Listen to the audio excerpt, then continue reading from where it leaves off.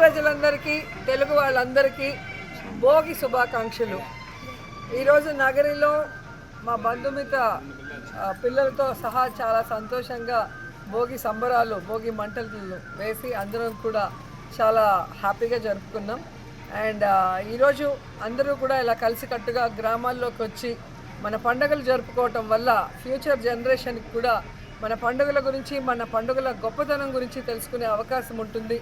అలాగే వాళ్ళకి బంధువులందరూ పరిచయం అయ్యే అవకాశం ఉంటుంది.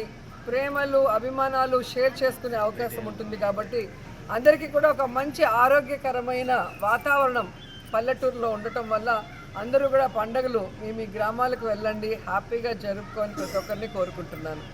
కానీ రాష్ట్ర ప్రజలు మాత్రం ఈరోజు బాధతో ఉండటం కళ్ళారా చూస్తున్నాం.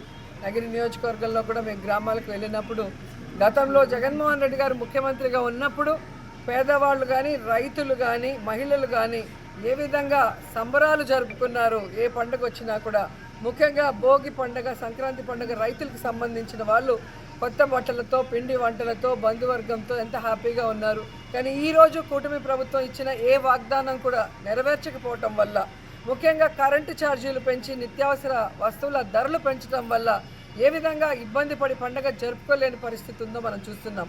రైతులకి రైతు భరోసా లేదు. అధిక వర్షాల వల్ల పంటలు నష్టపోతే నష్టపరిహారం లేకపోవటం వల్ల రైతులు చేసుకోవాల్సిన ఈ పండుగ గ్రామాల్లో వెలవెలబోతుండడం చూస్తున్నాం మనం.